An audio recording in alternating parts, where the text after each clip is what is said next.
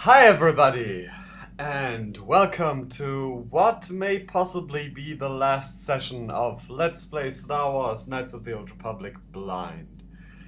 Yesterday, we fixed the hyperdrive engine of the Ebon Hawk. We also entered the temple compound here on this mysterious Rakatan planet and took care of the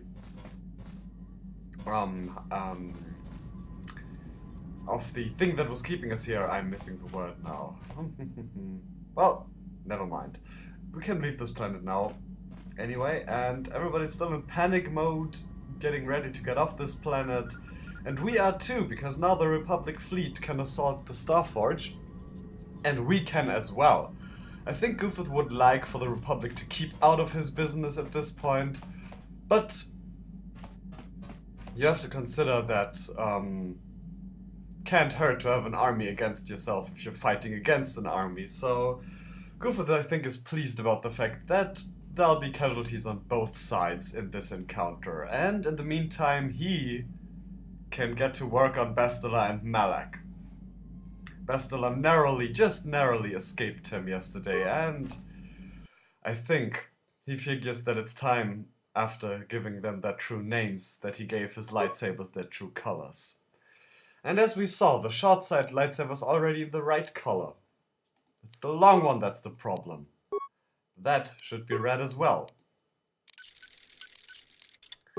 Now Goofuth's logic behind that is that he should use their own colors to defeat them.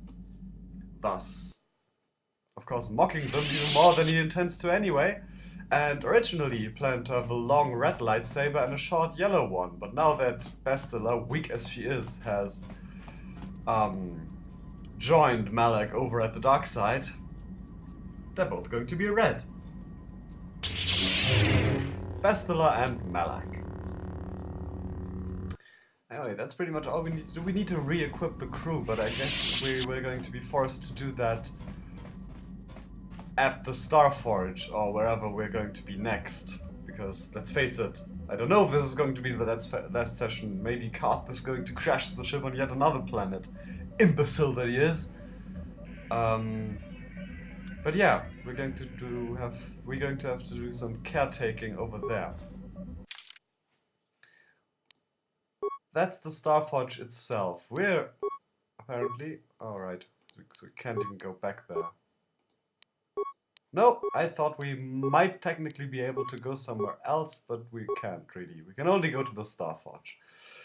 Which is just as well, because I wouldn't have gone anywhere else anyway. So, now for the last session. You all ready? I certainly am. I got chai, I got an almost full pack of cigarettes, and I got time. I'm a bit sad that it's going to be over. But I'm also looking ahead to seeing the end of this game. And another thing. Since we're definitely approaching the end game, no matter if this is going to be over in this session or one that's coming, although I think I can do this in one session, it's bound to be possible. Anyway, I guess that there's going to be a lot of cutscenes, and a lot of important and interesting cutscenes as well. So to make sure that I get everything, I'm actually going to record normally, including the laggy cutscenes, because I don't want to risk clicking any away because I mess up my recording buttons. But after recording, I am going to edit out the old cutscenes, edit in the new one. It's kind of a pain in the ass to do that, but I'm figuring it's really worth it for the end of this LP and for the end of this game. Who knows, maybe it's going to be easy enough. And let's travel to the Starforge, everybody.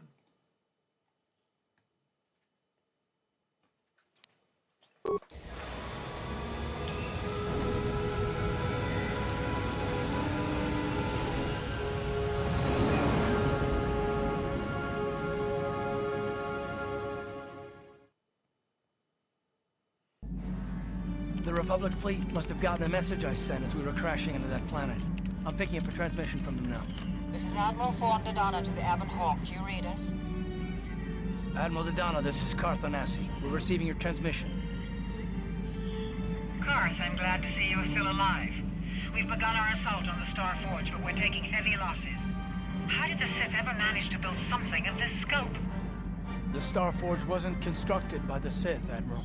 We don't have time for me to fully explain it, but that space station is far older than you can imagine. Maybe we should pull the fleet back and retreat.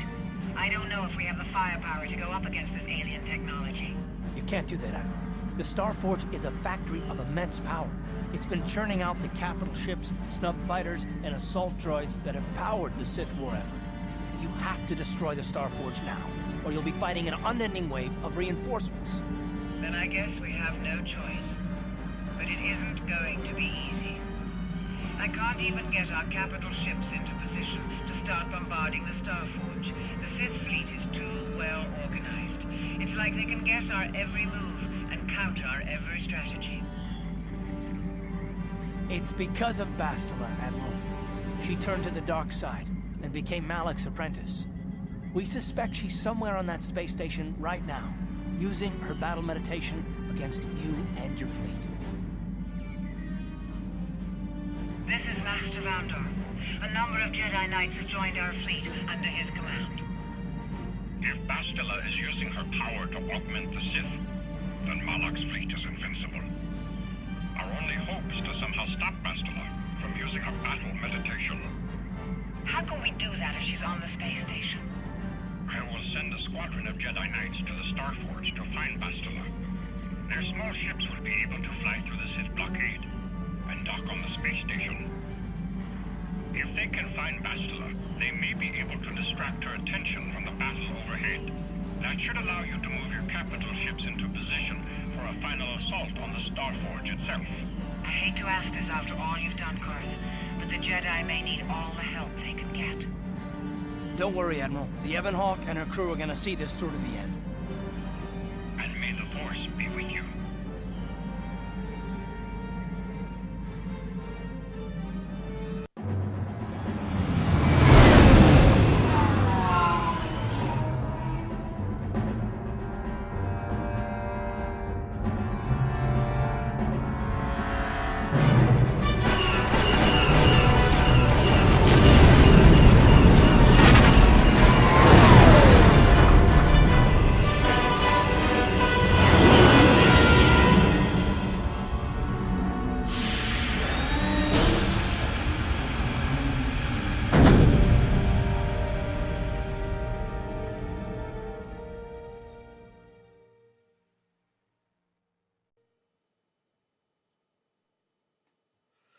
Oh, this is going to be such a pain in the ass to edit, I'm telling you. But if you're watching this, then it all went well.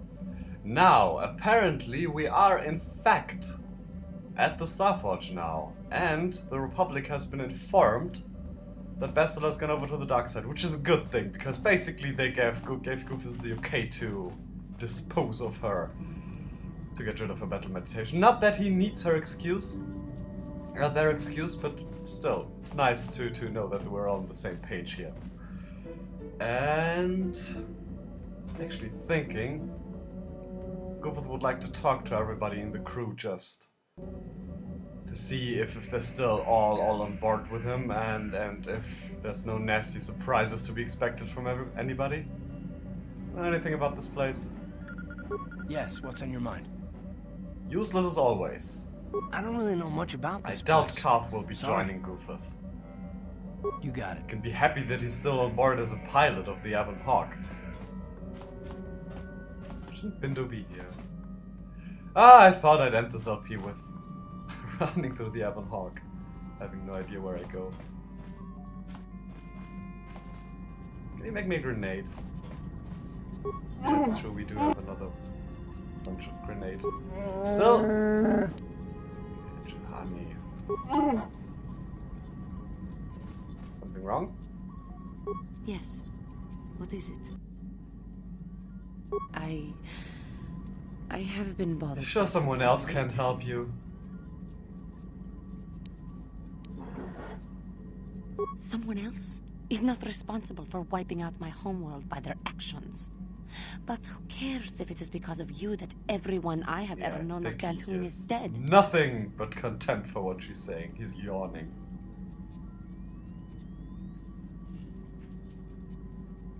Taris. It was Taris that the Sith destroyed to try to kill you and your precious Bastila. Taris, my homeworld. Not that you care. You animal. It is only because of the Council's will that I stay with you. But if you betray us, I may decide that falling to the dark side will be a small Well, now she hates him as much as he hates her. Run loose. But at least he can proudly say of himself that he's messed her up good now. Mission. Always nice to see you. Yeah. Hey there. What can Let's I do play for some you? Pazak mission. Want to practice your skills, eh? No, Sure. no, I'll I play a wouldn't few want to take hands. money from Just for practice, though. I don't want to bet with you. See, he wants to do that, I think, because maybe the last time. Who knows what happens here? He's pretty full of himself, but he knows that there's a fair possibility that he'll get killed now. Or that they all will be killed. The least he wants to do is just calm mission down a bit by playing a friendly hand of Pazak.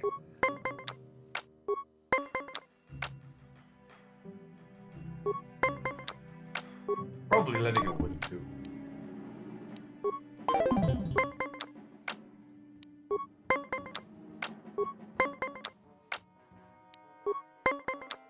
Oh, well done, mission.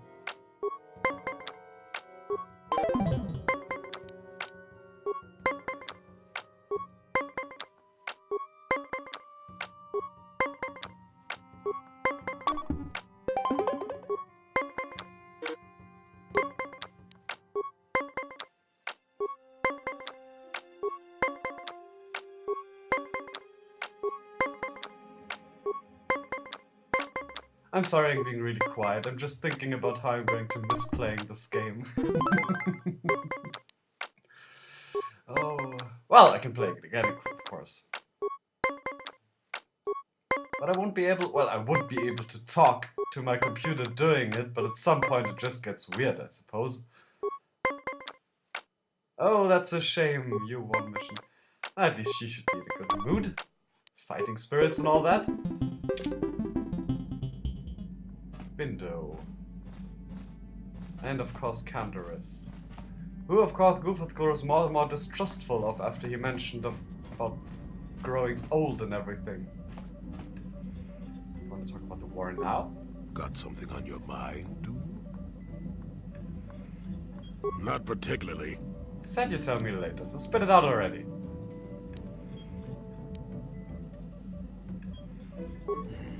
Such a charming, Here I am persuasive asking nicely. manner you have there. Forget it.